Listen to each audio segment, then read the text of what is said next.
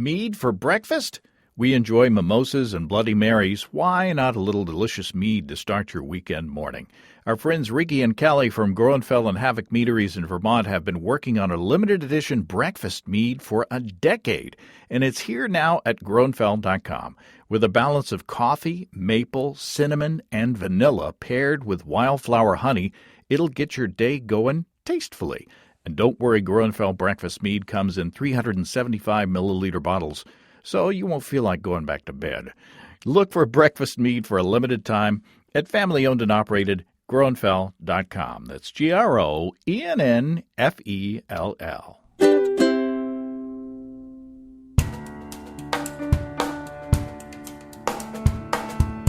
Welcome to Basic Brewing Radio for Thursday, January 5th, 2023. I'm James Spencer. Here at Basic Brewing Radio, we're all about home brewing. This week, Steve Wilkes and I begin the new year sampling some non-beer stuff. And we experiment with different ways to add sweetness and acidity to our meads and ciders at the point of serving. If you go to basicbrewing.com, you can find archives of our audio and video shows. And if you go to basicbrewingshop.com, you can find our DVDs and our brewer's logbooks.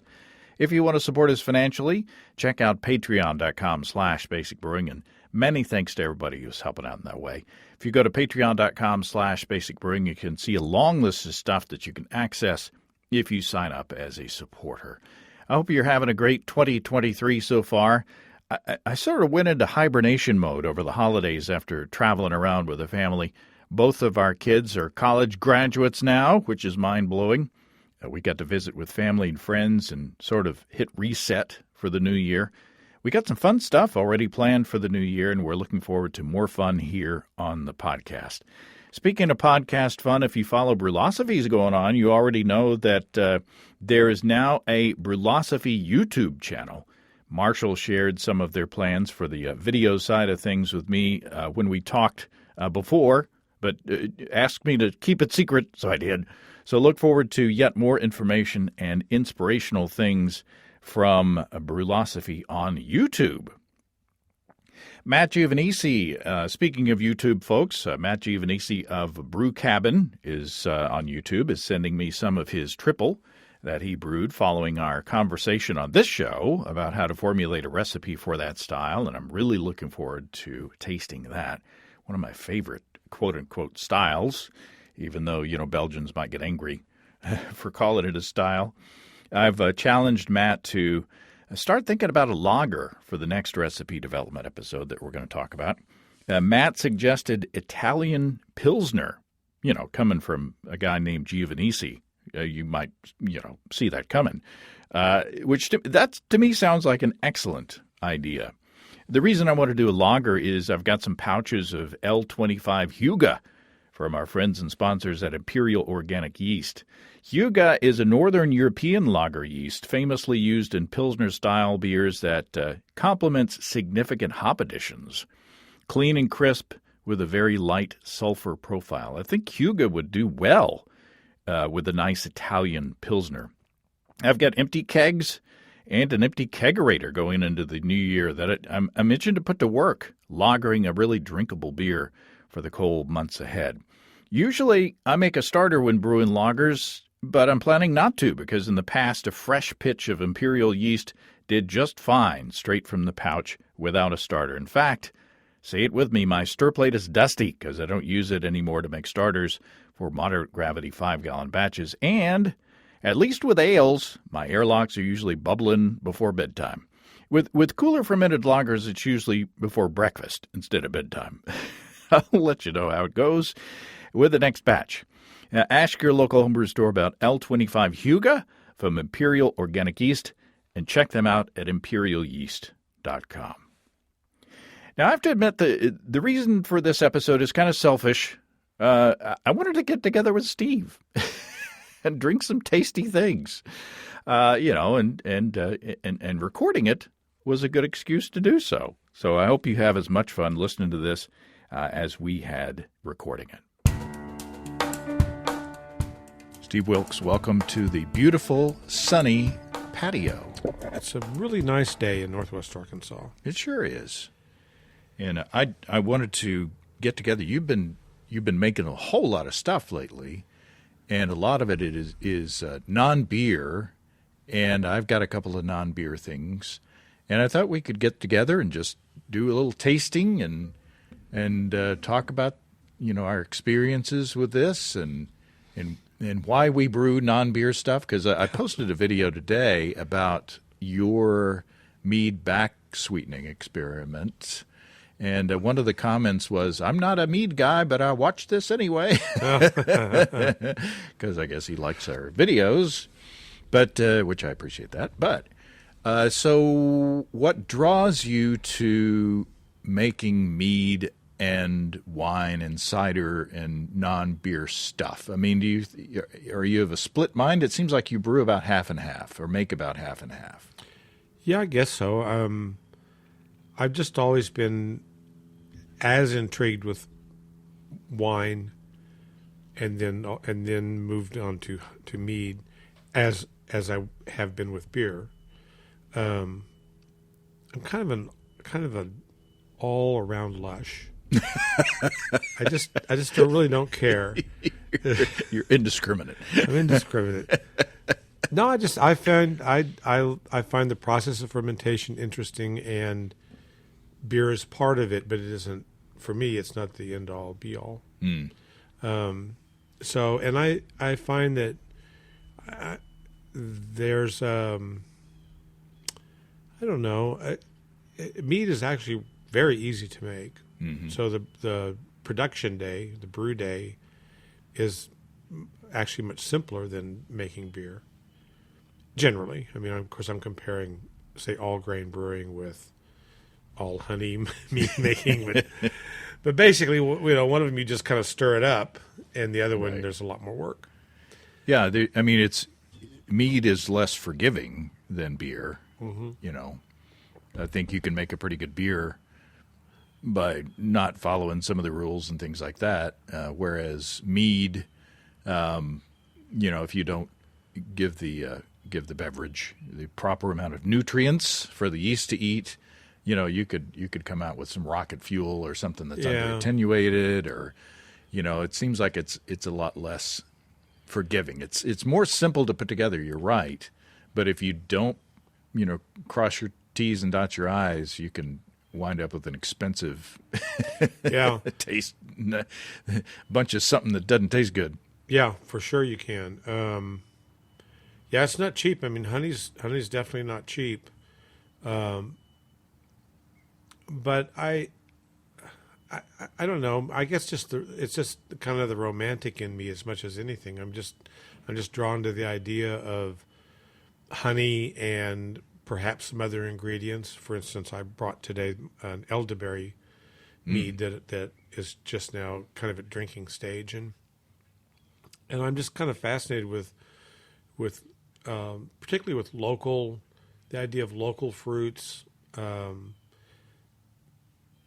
then finding a way to bring those flavors out, and essentially, in some ways, to preserve them. I mean, I made it's from a kit, but I have a peach wine here, and again, it's from a commercial kit, but I like the idea of, like, I really like peaches, but it's hard to get a good peach in the middle of December, at least in Arkansas it is. Right. But, you can also have a little glass of peach wine, and to me, if it's made well, it's kind of like drinking a peach. Yeah, it's with benefits.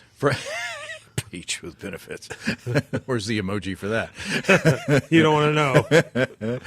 But yeah, fermentation in general is a way, has been a way over the millennia for preserving your crops.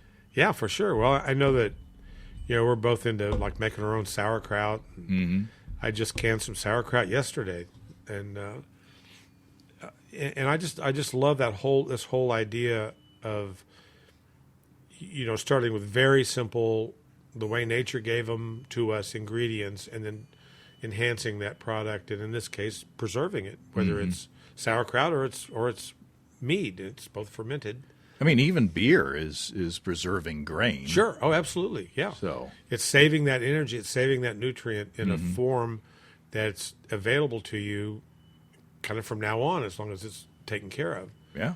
And so don't get me wrong. There's nothing bad about beer. I'm not, but today it's kind of not about beer. Yeah, yeah. We're starting with your Isle of Capri Yeah. mead, which is made with Imperial's, is it I-22 Capri, which is a hybrid between Loki, Kveik, and Juice, which is an English ale yeast.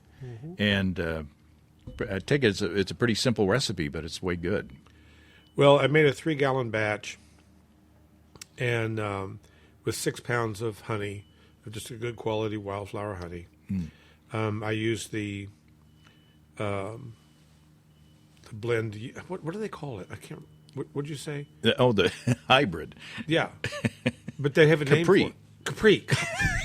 Sorry, I was at the eye doctor a little bit ago. I'm still shook up about it. The Capri yeast, and in the proper amount of nutrient. This also does have some orange. I hit it at bottling with a little bit of a good quality orange extract, and some of the honey, not all of the honey, was an orange blossom honey. So I just I just hit it with like maybe a half an ounce, just not even about a half a shot, I guess, of this orange extract. It's called orange zest, and that's the mead. Yeah, I've had it in my fridge since that video episode, since we shot that video episode, and it's held up really, really well. There's no sign of carbonation or anything like that, so it's well stabilized. It's really clear. It's nice and clean and crisp and delicious. And I prepared something that is a little bit of a wild card. I've also got a Cider that I made, but you have to take the top out of that. But I thought when I bottled my Cider, I said, boy, that needs back sweetening, but I'm too lazy. So what I did was I mixed up 2 parts of water to 1 part good honey, and to make kind of, I guess you'd call it a simple syrup. Yeah. And so you can back sweeten your beverage, sure, on demand right here at serving. And what do you think about that concept, and how does it affect? You squirted some in your little sample. I've got about 3 ounces, I think, of mead, and I put about 5 or 6 drops of that honey solution into it, and it brought the honey up, and it's really good. Let me give you a verdict here, though. It's kind of cheating, a little bit. Well, I don't know if it is or not. I actually, in this particular case, at this particular moment, I think I like the plain mead by itself. Oh, okay. It's very delicate. It's very delicate, yeah. And adding the honey syrup, honey solution, took that balance away from me. Now, that's only that product. I'm going to try it again in the elderberry mead. I'm going to try it in the Cider. My Cider as your well. Cider. So. Oh, I mean Cider. I brought Cider, not Cider. Yeah. But so I'll be curious. But I think it's a perfectly legitimate technique. I mean, I don't see how that's any different than I don't know, using bitters in a in a cocktail. You're definitely altering the flavor from the larger product, whatever you started with, whether it's gin or vodka or mead or beer, and you're altering the flavor at service. But I don't see that's being a bartender. Yeah. And one note to listeners out there, I did this with a previous batch. This is my second batch of this simple syrup that I made. And I just did it in a pan and warmed it up just enough to combine the water and the honey. But I left it sitting on the kitchen counter, for a few days, and I noticed a couple days ago that first batch had a little bit of mold floating in the top of it. So that was honey's not going to mold.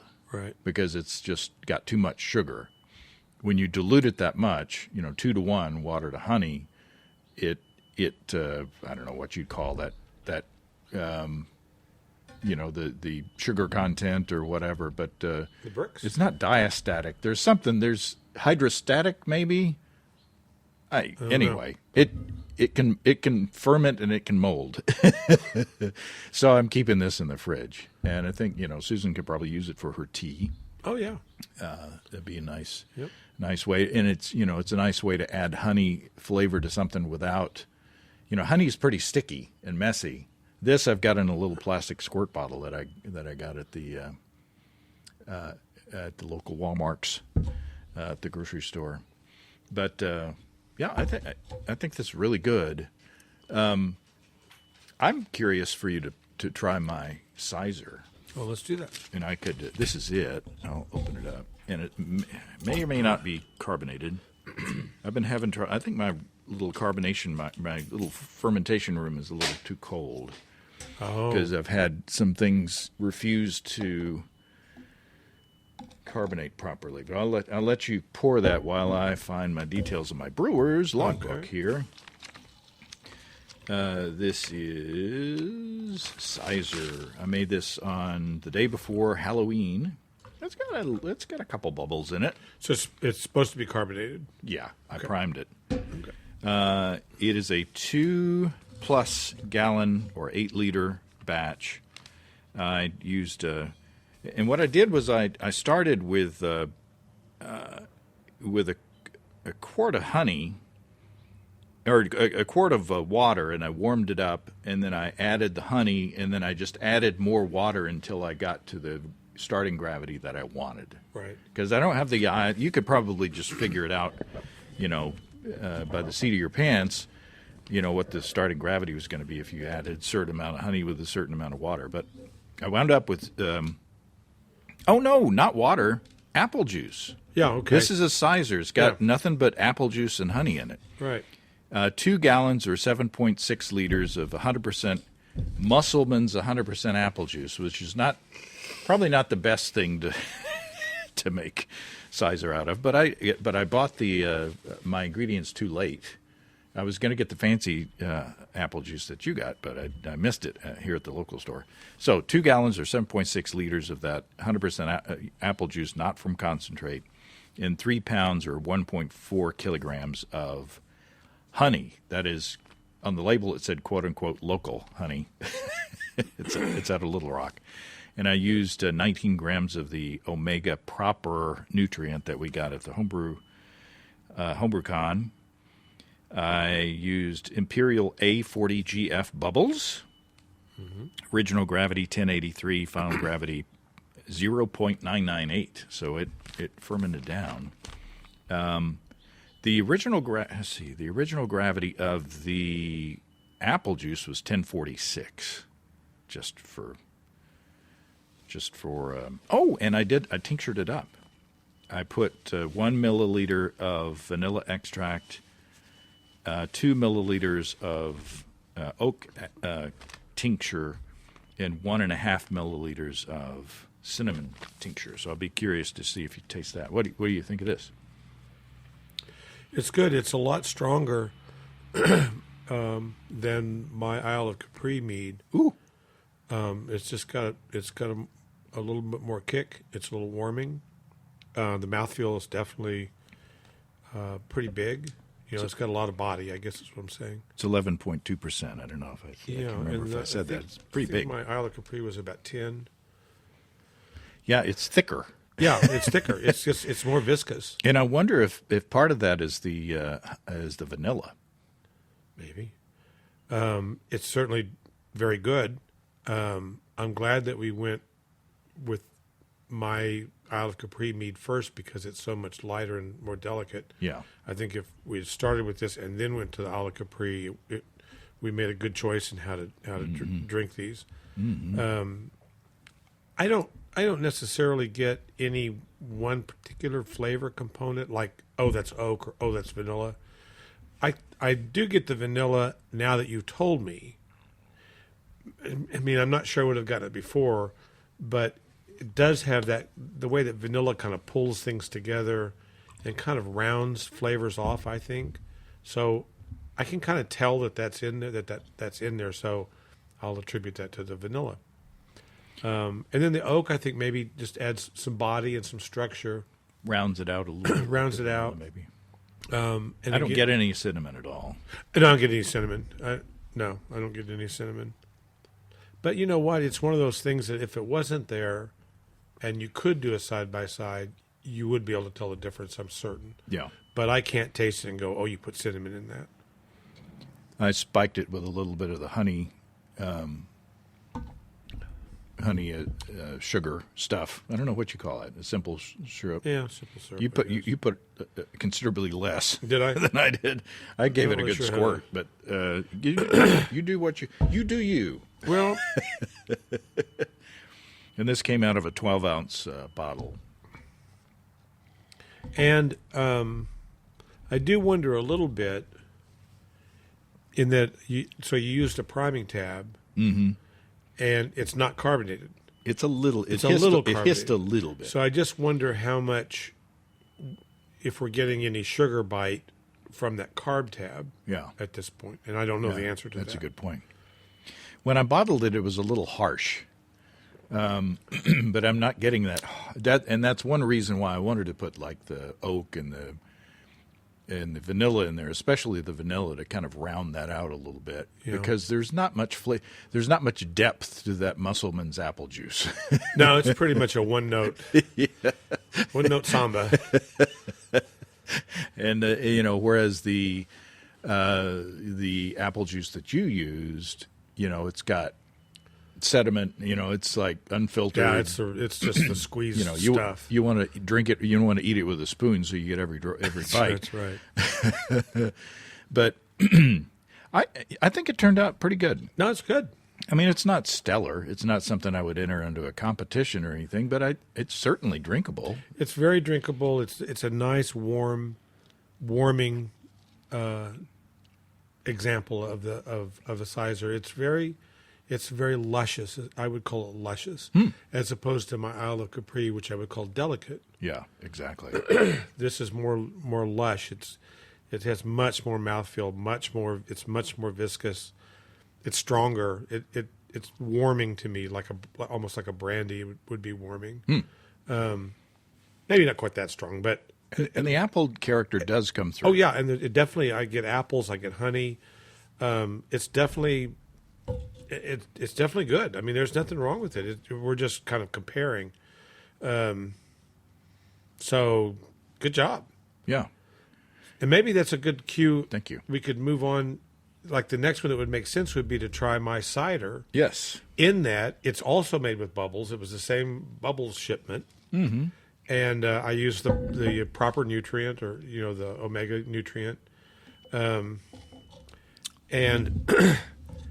I've got the recipe for that. By the way, thanks to Eben at Imperial for sending us the the yeast. And we've got some Huga on the way apparently. So Huga? Excuse me. It's a lager yeast. So, and my kegerator is empty, which is really good because I can ferment in there and have good control. Well, and it's about time to make a lager. So, cheers, by the way. Cheers. Clunk. Okay, so this is my bubbles iteration for this year, and I made a cider. It's a 4-gallon batch. What do you think? Oh, that's nice. Again, I think we tasted. I wish we had tasted this one before. Yeah, your Cider is stronger than this. Yeah, we went out of order on that one. So, but we You're didn't out know, of order. But maybe I can drink know. some water and. Yeah, clear your palate. Eat an oyster cracker, or better, eat an oyster. Or throw an oyster out of bed for eating crackers. Cracker. Anyway, this is a 4-gallon batch. I used cider from Lewisburg Cider Mill in Lewisburg, Kansas. See, that's what I wanted, but it's good stuff. Yeah. And I don't know what the apples are. I'm sure it's a blend of whatever their orchards are. I have no idea, but it's a really good cider. In the 4-gallon batch, I used 4 gallons of the Lewisburg cider. I used 16 ounces of dark brown sugar. I used a tablespoon of dark molasses. Oh. I used an eighth of a teaspoon of nutmeg. This is ground. A 16th of a teaspoon of ground clove. A half a teaspoon of ground cinnamon. And 2 Pekin or bird's eye chilies. Oh, yeah. And I used Bubbles yeast. I used a tablespoon of yeast Energizer from LD Carlson, so their proprietary blend of Energizer, and a tablespoon of diammonium phosphate, or DAP. The original gravity was 1070, and the final gravity was 0.998 for 9.4 ABV. Wow. And that's this guy. It doesn't taste, it's one of my catchphrases, it doesn't taste that big, especially after my Cider. To be honest, and maybe it's because my palate is blown already, but I'm not getting a whole lot of the spices. I may be getting a little bit of the heat from the little peppers. I'm going to say kind of the same. I don't get an overwhelming.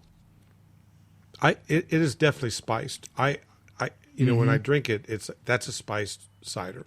Yeah, but it's not like eating an apple pie. It's not like eating an apple pie, and those chilies are really hot. I remember doing some experiments with them years and years ago, and just 2 or 3, it's like it lit it up. Didn't we do a pepper on the video side? Didn't we do like a pepper split batch beer experiment? We did beer, and we did some meads too. We did Pekin. Yes, in those, and I just recall how quickly it got hot. And so it's like you don't want to get carried away with that. And I sure didn't want to ruin a relatively expensive. That Lewisburg cider is not cheap. So it's like buying honey almost. So that is good. But yeah, but I do get the apple. The apples vary there. You get a little bit of that molasses character. It's very subtle. It's very subtle. It's well crafted, and the fermentation is good. There's nothing off in the fermentation. And we recorded over at your house the day that you had that on the kitchen counter, and I brought you the packet of bubbles, and you pitched it into the cider before we started recording. And by the time I left the house, the airlock was already going. yeah, it was. Yeah, it had a big fermentation, and I had some trouble with the batch, which has nothing to do with the recipe, but I put it into my conical fermenter, which I also use it's a perfect bottling bucket. It works really well. But the lees were so fine and so powdery, I kept picking them up, and I wasn't willing to dump any more of it. So I was like, well, I'm just going to bottle this how it is, and it'll settle out, which it did. But I ended up having to decant some of the bottles, let it settle in the bottle, and then decant it off of that. Huh. So that's why the bottle I brought you today is in an old Smirnoff vodka bottle. Well, of course, also, in addition to that, that's an unfiltered cider, unfiltered apple juice. Yeah.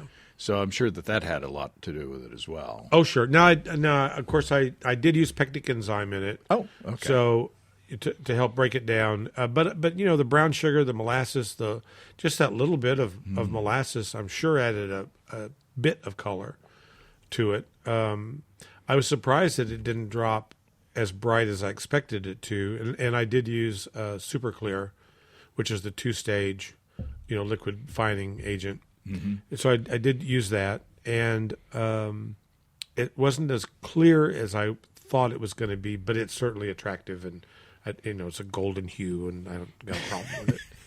I prefer a golden hue. No, it's really good. I mean, the more I drink of it, and the more it warms up in this little plastic glass. That I've started washing the plastic glass.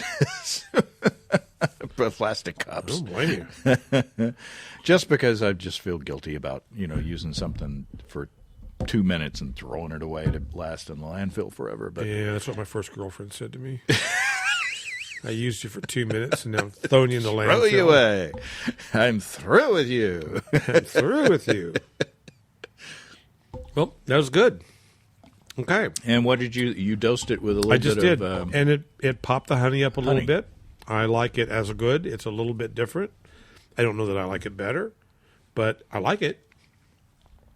So it's nice. This would be a good thing to do, too, if you had, any flavor you want. But all of a sudden I was thinking about chilies, about heat. Oh. And just like making up a simple syrup that also was maybe had a Serrano floating around in there. Then you could hit a little. Ooh, that'd be good. It would be good. Yay, new show. Let's start the year with a new resolution to upgrade or update your brewing setup. Our friends Desiree and Dave from HighGravityBrew.com can help you do that. Whether you need to ditch your old propane setup and step into an excellent new Warthog electric system, or you just need to streamline your workflow with a piece or two of gear that will make your brew life easier, you can find what you need at HighGravityBrew.com. My brew life is much easier since I took the pain out of propane with my Warthog system. As you know, I have a brew-in-a-bag setup, but you can design 2 or 3 vessel systems from 5 gallons to 2 barrels on the Build Your Own Brewing System page on HighGravityBrew.com. Or, if you're more handy than I am and already have most of what you need, you can pick up a Warthog controller and the other bits and bobs to customize your own rig. Make 2023 the best brewing year ever at family-owned and operated HighGravityBrew.com. That's HighGravityBrew.com. Okay, what do we got now? Okay, this is my my jalapeno strawberry mead. Speaking of jalapenos. Let's see if it hisses. Oh, now that's promising. Maybe we can actually get some carbonation here. Oh, I opened the champagne bottle full of that disaster beer. Oh, yeah. That we talked about. Yeah. Well, it was as if somebody put a Mentos in my Pepsi. Oh. So I took it out of the fridge and I forgot about it. I left it on the kitchen cabinet for a day or two. And then last night I was doing the dishes. I thought, I should just throw this away because, I knew I wasn't going to drink it. So I opened it, and I mean, Hello Kitty. It was everywhere. That's what Marshall Dillon said. That's right. And Festus. Hello Kitty. Okay, this is a mead that I made with 2 pounds, 10 ounces of local honey, and I wound up with 4 quarts of water, about 4 liters. Yeah, the original gravity was 1070, fine gravity 0.998.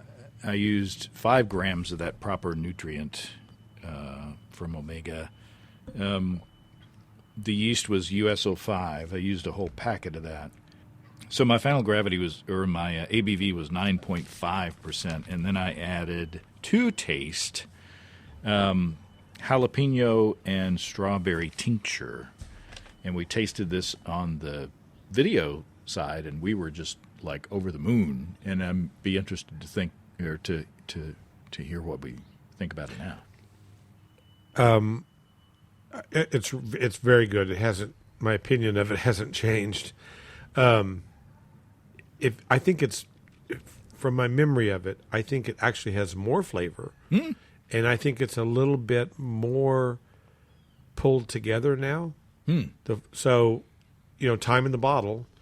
If I could, well, I could only save it. If I could, Jim Croce visited. He's rolling over in his grave. At any rate, I think it's better. But I've had it before, so I'm not like goo-goo over it because I've already had it. If that makes any sense. But it's so good, and it's such a nice use of the jalapeno is just, is it like the best thing? Why don't we worship jalapenos? I do. I do. But I mean, like, there's Apollo and Zeus. There should be jalapeno. It should be a Marvel, one of the MCU characters. I like it. I think that the strawberry character has melded. That's a good word. A bit into the background. It's still there, but it's like not as sharp as it was. It's not as fresh as it was. I agree. Which you would expect from strawberry, from what all I've heard and experienced. The jalapeno is still there. It's nice. It's mostly present just on the back of the tongue as you swallow, but it's not lingering. It's not like, if you drank, a whole big glass of this, you would be in pain by the end of it at all. No. But it's just a nice sharpness. Yeah. The honey character, I think, is really good. Should I dose it? I'll dose just a little bit. I'm going to leave just mine a little alone, bit of the honey solution. This has a lovely sweetness. Just a teeny. I'd call this semi-sweet or semi-dry, depending on how you think of it. Whether you're an optimist or a pessimist. Yeah, but I mean, it's not overly sweet. It's not a dessert beverage, but it's also not dry. Oh, so I'm going to leave mine alone. I just put a few drops in there. That freshens up the honey character. It brings it more to the fore without making it too sweet. Just that concentration. I really like that. That's pretty good. That's very good. Okay. Well, I got to find out. You're caving into. But I like it just as it is. Now I'll see if I like it just as it was. No? Wait. I'm so confused. I have to say that it's 60 degrees out here Fahrenheit. I don't know what that. 60 degrees Fahrenheit to Celsius. It's 15.6 degrees Celsius. There you go. Yeah, it's beautiful. It's beautiful out here. There's just a very, very day. light breeze blowing. The sun is, it's kind of hazy now. We were in the sun is slowly sinking down. Yeah, it's a beautiful afternoon. Selfishly, I was like, this is the way we can get a good episode, but also the way I can spend some quality time with my good friend Steve. Drinking mead on the patio. No, I think this is good. I do too. And it's a very small batch. I've only got like one bottle each of the plain and the tinctured. And I think that I might give those, contact Caleb, the beekeeper, and give those to him. That'd be nice. Yeah, just to kind of complete the circle. And maybe he'll give me some honey. There's some guy that lives about 6 blocks from our home, and he's got like 40 beehives out in his pasture. I want to get to know that guy. Yeah. I drive past his house every day. I'm like, what's he doing out there? Well, when you want to tell him where you live, just walk up to him and start dancing around in a circle. That's right. And wiggle at certain. Follow me. It's just like a bee. Right. He'll know where you live. Well, it's like going down to the docks, Come on, boys. I picked up a stevedore and something I'll need some antibiotics for. I'll need a salve for that. Ointment or a poultice. All right. Oh, I'm afraid to move on. I'm just like in a happy place with the. Yeah, I've had just enough to drink that should probably not drive. Well, we'll be sitting here for a while. The beauty about it is, just FYI, whenever we record episodes like this, I text Susan, "We're done," and then Susan comes and visits. Oh yeah, and we sit and talk for better part of an hour or maybe more, and you drink water and. Yeah, we don't. We're very safe. Yeah. Yes. And we have something with a pinkish hue here, we've moved on to, or maybe even it's a dark ruby. It's hue. An elderberry color. Oh, is it? So we've moved on to my elderberry mead or elderberry melomel. Now did you do a raspberry too? Oh, not recently. Okay, because I got something that I wrote raspberry on in the beer fridge. There is. I mean, I made one it would be like 2 years old. But you might have a bottle of that, which would be amazing because it'd be the only bottle in existence. And we should drink it. Well, we'll see. But it looks just like that. Well, so I think I just... If it has this gold cap on it... I think I just mislabeled it. We'll look here in a minute. Anyway, this is elderberry mead. Elderberry. So where do you get, what form is, how did you get the elderberry fruit? So my friend Andy Andy Feinstein, he sent me a message one day, and he said, "Hey, I got a bunch of elderberries. Got a couple of elderberry bushes here, and it's full of fruit. Do you think you could make something out of it?" And I said, "Sure, I'll make something out of it." So I made elderberry mead, and it's very unique. Now, I say that with a straight face. I've had elderberry mead before. I've had elderberry wine before that was very sweet and very thick. And this is not all that sweet and all that thick. It's a little bit tart. Kind of drinks like a very light red wine. Yeah, it's not super fruity. It's nice. It's I don't know that if you asked me to identify the fruit, you probably couldn't. Probably. Although someone once told me that my father smelled of elderberries, but then he patted the top of his head and threw a cow at me. Run away! So here's what I did right, and here's what I did wrong on this. This guy. All right. Let me back up and tell you kind of what's in it, all that kind of stuff. And let me pull up the screenshot of it real quick. Oh, that's good. It's really good. It's not dry, but it's drier than some of the things. Like it's drier than, or at least it has a lighter palate, lighter mouthfeel than my tincture mead, for instance, even though the tincture mead was very dry, according to the hydrometer. Well, now see, this started life at 1087. Oh.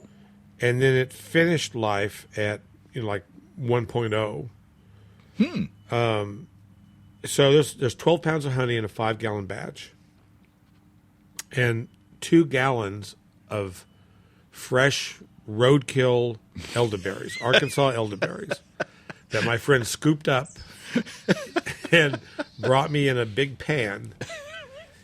And now is this the thing that had the pellicle? Yes, that's what I'm getting to. Okay. So Sorry. at any rate, Spoilers. So it started with the bricks of right at 20, maybe 21, but it finished at 0.998 or 1.0. I mean, I'm using a hydrometer. It's a little hard to tell sometimes, but right at 1.0, and so and 12, like I said, 12 pounds of honey. I used some LD Carlson brand Energizer, some diammonium phosphate, just like I always do. The thing that I did that I wish I had done differently is I fermented the mead on the fruit. So I used the fruit in the primary fermentation, which I never do. Huh. But on this particular brew, I did. I don't even know. I think I just wanted to get those elderberries out of my freezer because it was taking up a lot of space. Everything must go. Yeah, yeah. So what I did is I took a grain bag, a brew in the bag grain bag, and I soaked it in Star San for maybe a half an hour. I mean, just put it in solution, let it go. Right. Then I wrung it out. I did rinse it, with tap water. I rinsed it. I filled the grain bag full of the fruit. I put that fruit in the fermenter. I mushed it up, with a real potato masher, which I actually have one. And I used a potato masher and mashed it around. Then I used my hands and kind of squished on it some. And then I put just enough water to give me some liquid. And I treated that solution with potassium metabisulfite. Or is that what Camden tablet? Yeah. But I had the powdered form, so that's what I call it. And so I treated it, and I let it go for a day. Then I made the must up for the mead. I poured that onto there. And I had put the nutrients in the must already. I poured that all on top of it. I hit it with the yeast. And good Lord, what yeast did I use? I used the red wine yeast. Oh, and but I can't think of it right now. But I used a real red wine yeast from Lallemand actually, and And that's it. And so I let that go. At some point, so I let that ferment until it completely finished. It was, the bubbler was done bubbling. Watched it for a few days, took a gravity reading, determined that indeed primary fermentation was done. I racked it into a secondary fermenter, and about a week to 10 days later, there's a pellicle. Little white foam on top, little hairy-looking little pellicle. Powdery. Yeah, a little powdery. And I have, in all of my years of brewing and making mead and making wine, I've never had that happen. I've never one time had a pellicle before today. Wow. Or this batch. But this is the pellicle that I believe contaminated that beer that we threw out. Because I made them both on the same day, and I think I got a cross-contamination. I believe that the pellicle came from the fruit not being completely sterilized. Yeah. That's what I think happened. Well, it's funny that that this tastes this is wonderful. It's really good. But the beer and depending on when I post this, if I post it before the disaster show, spoiler, we tasted the last thing we tasted was not so good. If it's afterwards, refer to the disaster show. Well, and here's what I think also about it too: that when I noticed the pellicle coming up on the mead, I tasted it. The first thing I did was taste it. See, well, does it taste all right? And it's like, oh yeah, it tastes great. So I went ahead on that day, and I used potassium sorbate and some more potassium metabisulfite. I essentially tried to just kill the fermentation. Like, we're done. We're not going to ferment anymore. And then I racked it out of the larger carboy into 2 small 3-gallon carboys that could hold the whole volume with no air, with no right, no headspace. No headspace, yeah. And then I left it for 2 months, maybe. Wow. And then bottled it. And there was no pellicle at that point. So you killed it. I killed it. Yeah. But because the other one was beer, and I certainly didn't want to kill the beer. Right. I just left it alone, thinking, well, and then it really got a pellicle, and then and that was the end of that. But so you'll have to listen to the disaster show for that whole story. And then Steve McQueen was in the basement. Was it Steve McQueen that was in the blob? There was some. I don't know. There was some hunky, A-lister that was in the blob when he was young. Anyway, it's good. Well, the only thing I think it needs a touch of acidity. I agree.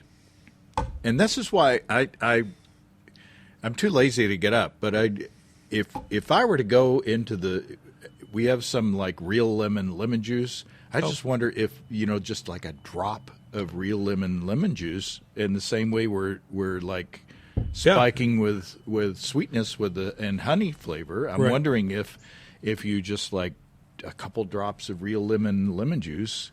That'd be fun to find out. Should I go get it? Yeah. You have to either I'll make an edit. Well, I'll keep talking, or you vamp, and I'll just hear it later when I'm editing. So talk about your theory of drumming, jazz drumming. No one needs to hear that.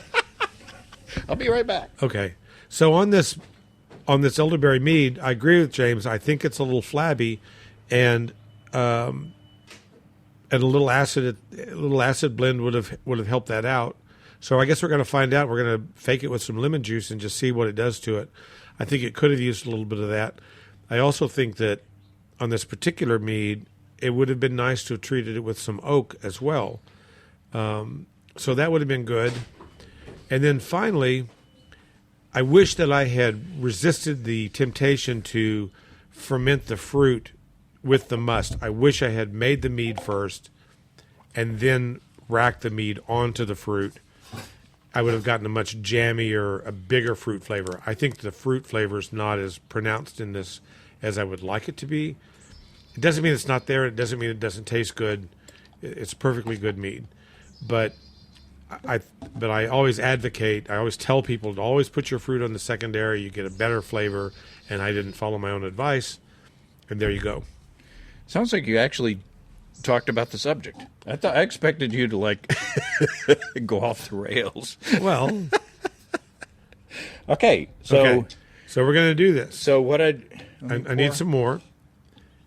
And by the way, this is actually really, really good with like a steak or. Mm-hmm. I mean, it does hold up like a lighter red wine would. So it's really good with beef.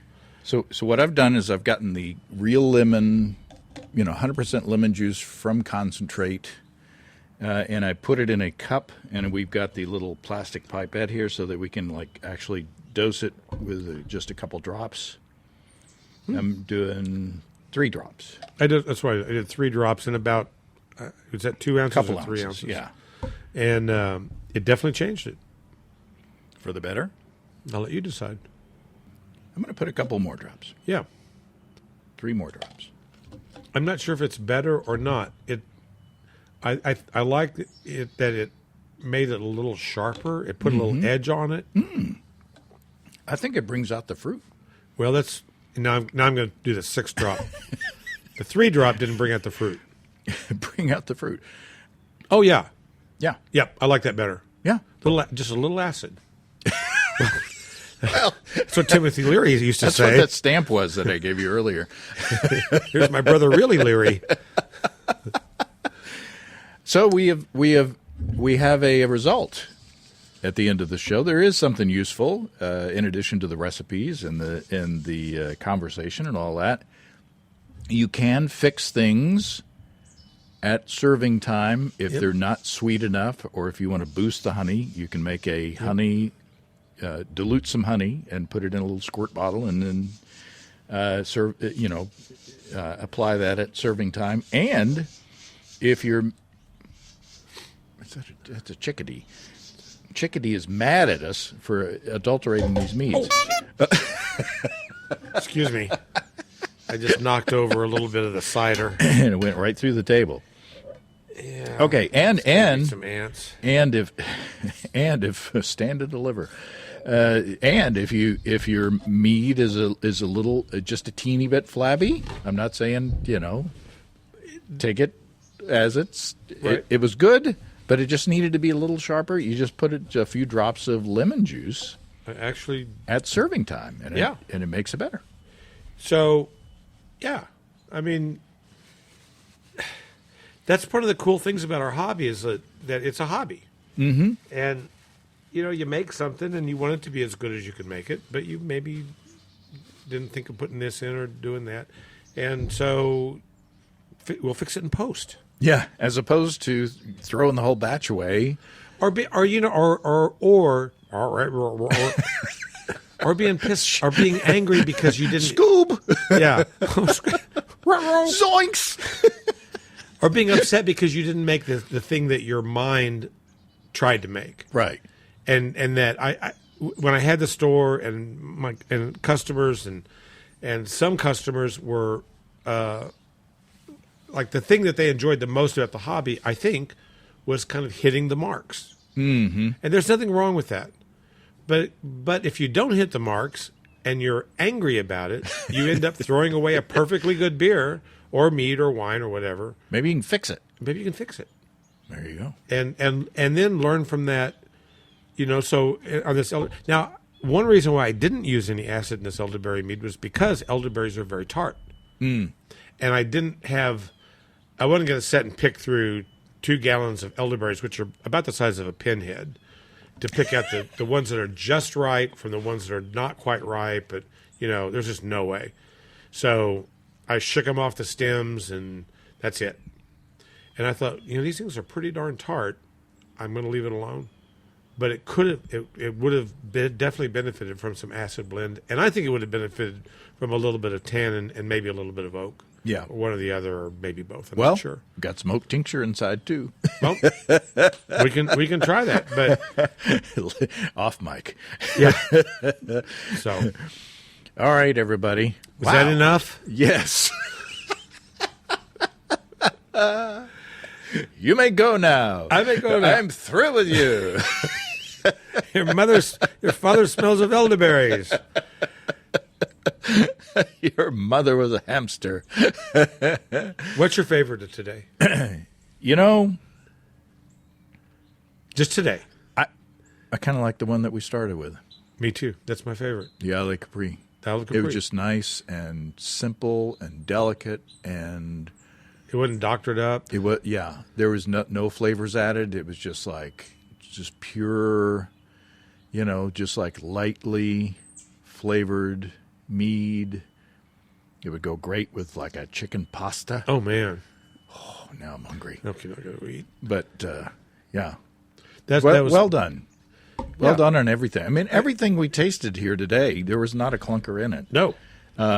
Did we doctor some up and make it a little bit Baber? Baber. Baber. We made it Baber. We made it Baber. Okay. Okay, time to turn off the mic. I'm making up words. Yeah. We made it Baber. All right. Justin Bieber. That's what we call him down here. All right, Steve. This is the last time that we will get together in the year 2022 to record. And cheers to you. Cheers. For sticking with the project for this long. How many years? This is our 18th year. I've had marriages that didn't last that long. All right, Steve. All right, James. Thank you, sir. Bye. Bye. Bye. You're on the landline. Calling in from a landline. All right. Well, thanks again to Steve for the fun day in the sun. The best part of this whole adventure is having a reason to get together with good friends. And he certainly qualifies. If you have brewing questions, show suggestions, or just want to say howdy, write to james@basicbrewing.com or just fill out the contact form on basicbrewing.com. And please don't forget to tell us where you're from. Check out our mobile-friendly shop at basicbrewingshop.com. Thanks to everybody supporting us through our Patreon page. Special goodies coming your way. Check that out at patreon.com/basicbrewing. That's all until next time. Until then, thanks for listening, everybody. I'm James Spencer. Production help for Basic Brewing Radio and our website is provided by Kelly Dodson. Basic Brewing Radio is a production of Active Voicing. We'll talk to you next time, everybody. In the meantime, stay well and stay tuned. So long, and Happy New Year!